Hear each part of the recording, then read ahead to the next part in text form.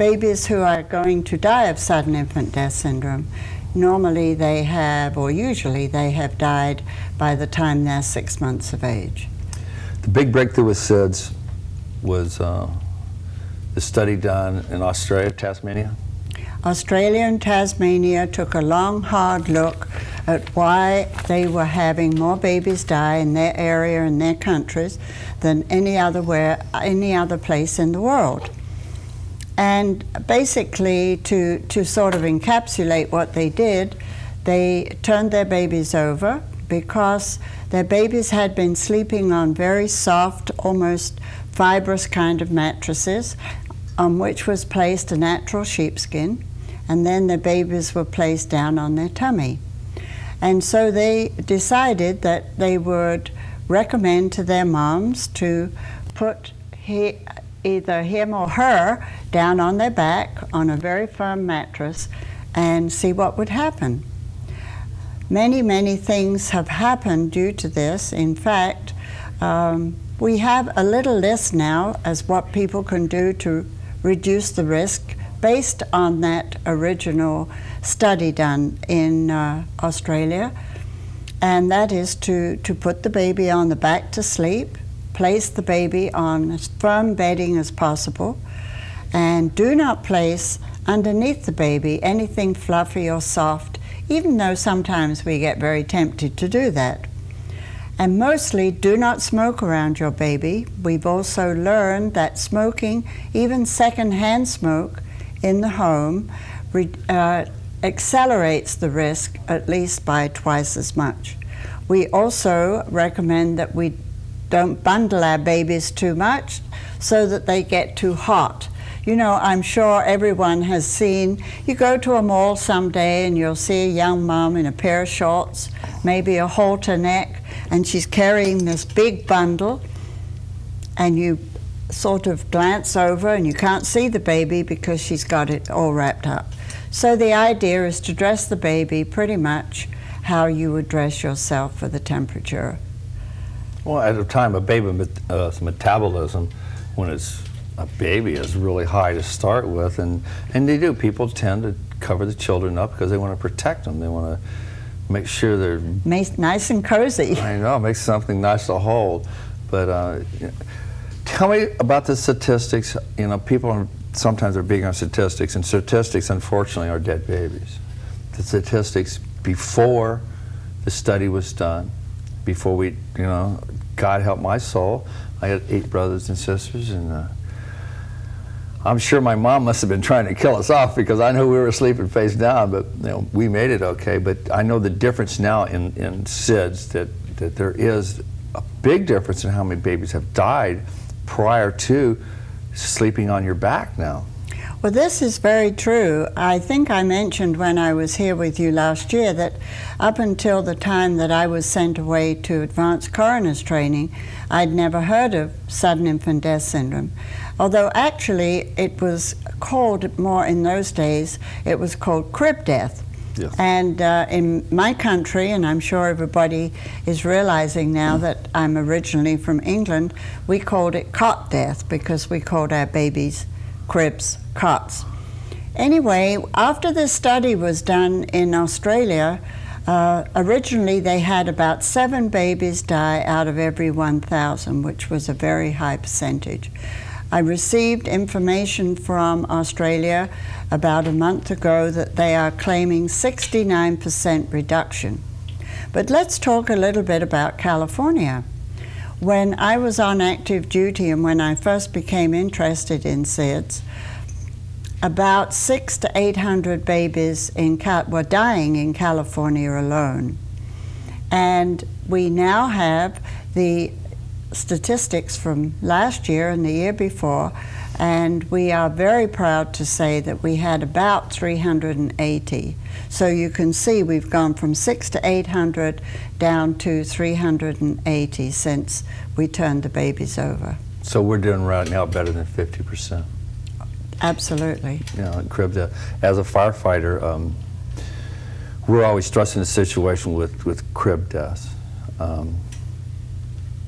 And any improvement, and this year was, when I was just talking to some of the other firefighters here, and it has been, you know, I haven't been on a SIDS death this year, which is, you know, SIDS death is one of the most, it causes crises in all of our lives, especially as firefighters. Oh, I really do believe so. I went to the coroner's office last week to ask a little bit about their statistics. And when I was on active duty, we would have anything from 12 to 19 deaths in the county of Ventura per year. And they had had just 3 last year, and so far only 1 this year, which is tremendous. One thing I really must stress is that this is only to help reduce the risk. It is not foolproof that if you follow all these guidelines, unfortunately, that a few babies still are going to die, which is still very, very sad. Because periodically you will get a mom who said, my baby was thriving, I was doing everything I should, baby had never been exposed to smoke, I didn't dress him too warmly, and yet still he dies. So this is just something that we are trying to do to help reduce the numbers. You've taught, last year you taught the City of Oxnard Fire Department, Oxnard Fire, SIDS. You were teaching us the things to recognize that cause SIDS death between SIDS and between child abuse. And I know at times for firefighters, the first thing the mother does is come up to us usually and they give us the baby. And you know, and for us it's already when you first look at the baby, lividity's already set in. And these babies, when someone dies of SIDS, they really look like they've been abused. Oh, they look dreadful because people don't realize how quickly a tiny baby changes in death. If you stop to think that of a baby about this long, and once the little heart stops beating, the blood pools in the downward area, which is what you mentioned, the lividity, the little lips will dry and change. If it is a light-skinned baby, you will see the little lips turn brown, and the lividity starts off as a pale pink, and then goes into a pale pink and a little bit blotchy, actually. And then as the time of death goes on, then it will develop into a reddish, and then if a baby's been dead 5 or 6 hours, could be deep purple. In our babies with darker skins, you can see a baby who would be a nice chocolatey color or even a little bit lighter, and if he or she has been dead for several hours, they can look almost black. And so this in itself, besides the trauma of finding the baby unresponsive and cold and dead, all these other changes are devastating to whoever finds them. What is one of the usual signs when a baby dies of SIDS? Physical signs. Are there physical signs that you can really say, okay, this is one of the signs of SIDS? Well, the 3 things have to happen for the medical examiner to actually put sudden infant death syndrome on the death certificate. First of all, we look at the baby's medical history.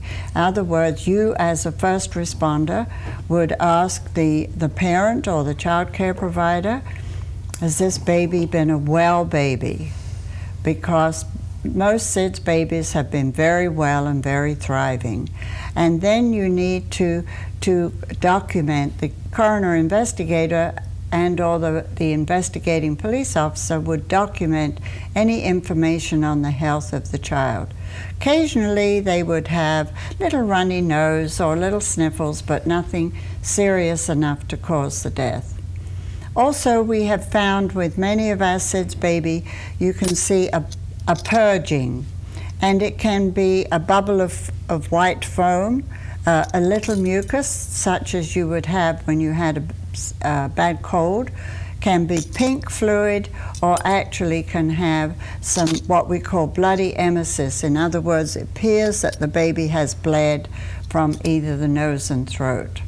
And this too is very alarming. In fact, when you take a first responder who's going to a home where a baby has been found and maybe the baby has been dead for 4 or 5 hours, the lividity is very marked, the purging can be very misleading, and if there are any pressure points, in other words, when the lividity is forming, if there's a blanket or a crumpled sheet and there's a pressure mark, it can surely give the first responder a wrong message, that it does appear that something happened to the baby.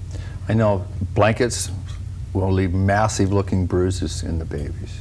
Well, not so much. Like if the blanket's been curled wadded up and curled Absolutely. up, and it will leave just the imprints of where the lividity sets in. That's very true. And also, should the baby, are you familiar with Mongolian spots? You know, that kind of birthmarks that babies have. After death, I haven't got any, but no. after death, these Mongolian spots that are actual skin birthmarks, they can appear as if they're heavy bruises. Diaper rash has been known to seep out just a little bit. All kinds of marks that were on the baby when the baby was alive and very faint, hardly visible, then they become very, very apparent when the baby's little heart has shut down. This makes, you know, the interpretation of your first visual inspection of babies as a first responder and as not only EMT or paramedics, or when the first police officer gets on scene too, because in years past, I know we've had a lot of problems with this. Not only that, if you've had a babysitter and the parents come home and find the baby, then we got, sometimes we have the scenes of it really get ugly. Because now we got a babysitter and the people say, well, we left your baby, now my baby's dead. And then what did you do to it? Exactly. Well, it's very difficult. We feel very strongly about giving child care providers all the support we can, and obviously babysitters. You know, today everyone needs to work. In fact, lots of young couples seem to work 2 or 3 jobs between them in order to support their family, particularly if they were going to buy a home, for example. And so usually when mom gets pregnant, one of the first things she'll do is look around, ask friends, hey, I need a really good child care provider. And imagine the tragedy if she finally goes back to work, you know, 2 weeks, a month, or in some instances 2 or 3 months later, to put her baby with a child care provider, and 1, 2, or even a week later, her baby will die there. It's also very tragic, we find, for the child care provider, because maybe she's licensed for 6 or 8 children, and one baby dies there. It's very possible, and has happened many, many times, that within a week she has no clients. Because, you know, you stop and think about it, even though you and I know about SIDS. If you were putting your baby at a child care provider's and you weren't too sure what SIDS was, and you know a baby died there, you're going to think, well, maybe it wasn't her fault, but I think I'll put the baby somewhere else. And so they're deprived of their livelihood. Well, a lot of people don't know. And that's why I think we have programs on, and I wanted you on my program and other people to talk about SIDS. We had a brownie troop at the fire station. They were getting their safety badges last night. So we were giving speeches on different aspects of safety. And I was talking to one of the mothers about SIDS, and she says, you know, up until a couple of years ago, I was really ignorant to the fact that the baby should be sleeping on their backs. And it made such a difference that just putting a baby on its back in the number of children that are dying of SIDS. That's so true. One thing, though, we must say to all brand new moms, even though we say put the baby on their back, they must ask their physician or their medical provider, if they go to a clinic, how should that particular baby sleep? because there are certain babies that still really need to be put on their tummy. Just 2 weeks ago, I was up at the intensive neonatal care nursery at County Hospital, and they had several tiny weenie babies, particularly those that weighed 600 to 800 grams. You know, I couldn't imagine a baby that tiny, and each of these little babies were either on their sides or on their tummy for their particular medical reason. So the thing is, asking what you can do to reduce the risk. First, they should talk to their physician, or as I say, the clinic, and then try to follow these risk suggestions. Well, when you go into prenatal child care, whoever your pediatrician is, so you should, after like your first checkup, right after you have the baby, you should find out what makes a different changes in a baby that it shouldn't sleep on its back, but your pediatrician should know. Yeah, I think actually before you leave the hospital, you should know. Or absolutely, or if you have a midwife, you know, many moms now stay at home and have a baby, and most of the midwives are very up on all of this information. Okay. As a coroner, you worked with the police departments, Oxnard Police, Ventura County Sheriffs, and when you did autopsies on the babies, you do this to determine if they have SIDS? That is or they correct. Died of SIDS? Actually, sudden infant death syndrome is an exclusionary result. In other words, after the autopsy has been performed, toxicology and micros, then when no cause of death is found, the death certificate is signed sudden infant death syndrome. So this, you eliminate everything else. Exactly. You eliminate blunt trauma, child abuse, and everything else that goes with it. And then if there's nothing left, it SIDS. That is correct. Is that, I tell you, when I work with the SIDS and the guys, when you were on at the stations teaching us, a lot of us have a hard, people go to your class and they'll go, I learned a lot from Margot, but man, the pictures of the babies. And you go through almost another part of trauma just going to your class. That's true. But it's still so terribly important that they realize what their babies look like. Because I always remember my first SIDS, when I arrived at the scene, the father had been arrested. My second SIDS, the young dad punched a hole in the wall of the emergency room. And I began to realize that most of the cases that were ever worked inappropriately were not because of some officer wanting to be some ugly guy, for want of a better term, was absolutely because they had never seen dead babies. Yeah, it's hard for, you get new people on our department, and if they've never been on a SIDS death or never seen dead babies, anybody dead, it bothers It's bad me. enough. But all of a sudden it seems like we always go, well, the baby's dead, and what did it do to deserve to die? And now SIDS kills healthy babies more so than it does in the criteria that you talk about. It kills healthy babies more than it does unhealthy babies. About 85% of all babies within that first year of life will die of sudden infant death syndrome. Wow. And yet we've taken a simple thing, putting them on their back, turn them on their side. And we've bettered our statistics by way over 50%.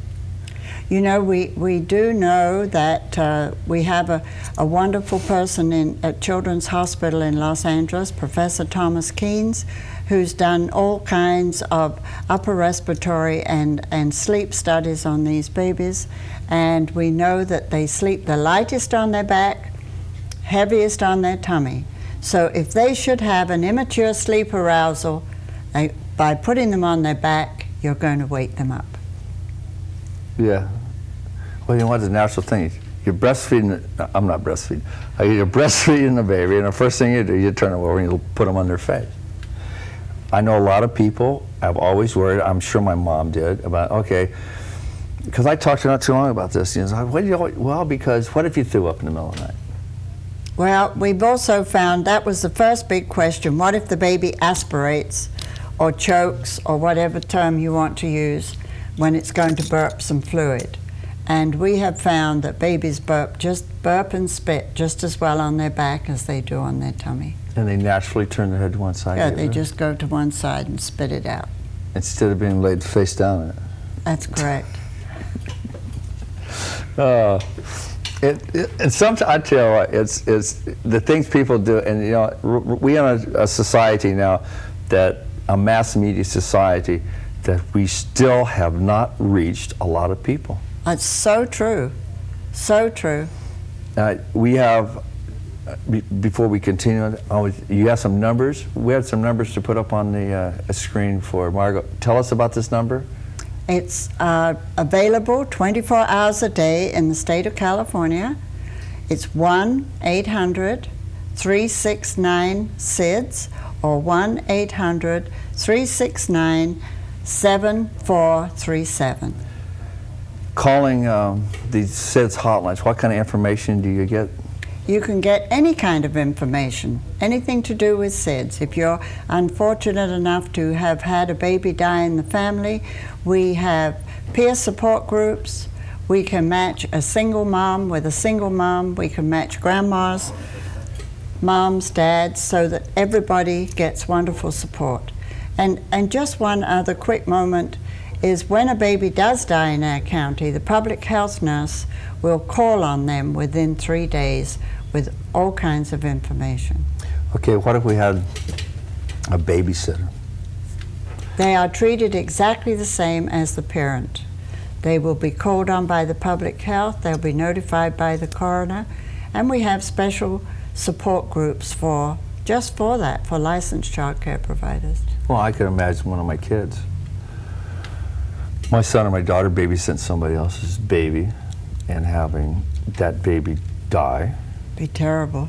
Oh, you know, and they would have to have some kind of counseling. They need lots of support. You know, and the reassurance is that the death of the baby wasn't their fault. That's very true. And we have much literature, all kinds of literature for babysitters, grandmas, dads, ministers, everybody. Just about everybody's covered, and just nearly everything we have, it has been placed into about 6 different languages. Well, I know when you came on the show tonight, you brought me one in English and one in Spanish. How long have you been at, I know we were a deputy coroner for a long time, but how long have you been involved in the SIDS program? Well, I hate to age myself, you know. Well, you're only 41, but... 21 years. 21 years. That's a long time. And that's a long time not to be with the program, to be in such a sensitive program. Because I tell you, it kills me. It really does. You know, it's my niece and nephew had a SIDS baby, and I went through the family with them. And then I've been on way too many in my career.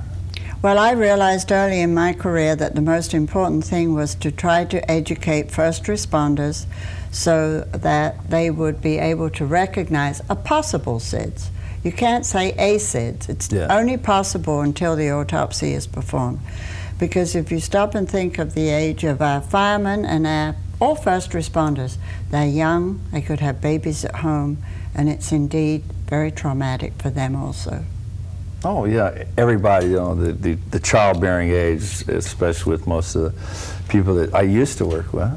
The department I work in is getting a little bit older now, but there's still. Do you think it would be possible, if anyone was interested, that they could come by your station and pick up some? Yeah, let me see one of those. I tell you, if you want to come by Oxnard Fire Station 6, Channel Islands or Peninsula, I will put these pamphlets out, both in Spanish and English, and they'll be in our waiting room. We'd be glad to put these out for you. And if you want to come, Fire Station 6, Channel Island Peninsula, you can get one of these. And then if you have any other questions, you can call 1-800-369 SIDS 7437. Okay, before we close the show tonight, any last words you want to say about SIDS? No, let's hope no babies die. Oh, it would be great if we got to another year of SIDS not dying. Margot? Thank you Thanks so a much million for inviting being me on this back. Show. Thank you. You're a beautiful lady. You always tell me really good stories. Thanks you. a lot. Remember, Fireline, firefighter television. Be safe out there. Take care of yourself. Take care of your neighbors. And next week, tune in again. 6 Quad 6, stand by for emergency traffic. Go ahead for engine 6. Oxide engine 6 Quad 6, vessel aground in the surf. Manly Beach Road at Whitecap Street. Run card is J4. Switch to the Coast Guard frequency Alpha 21. PD ambulance responding to information. Call came through the Coast Guard. Engine 6 copy, engine 6 responding, switching to Coast Guard frequency. Squad 6 responding, switching to Coast Guard frequency. Squad 6 responding. Oxide engine 1, engine 5, squad 1, truck 1, battalion 2. Structure fire at 10156, 10156, C. Charles Street. Cross Street is 3rd Street, run card is B4. RP is advised there's a 2-story residence with smoke showing. Oxide engine 1 responding. Engine 1 responding. Oxide engine 5 responding.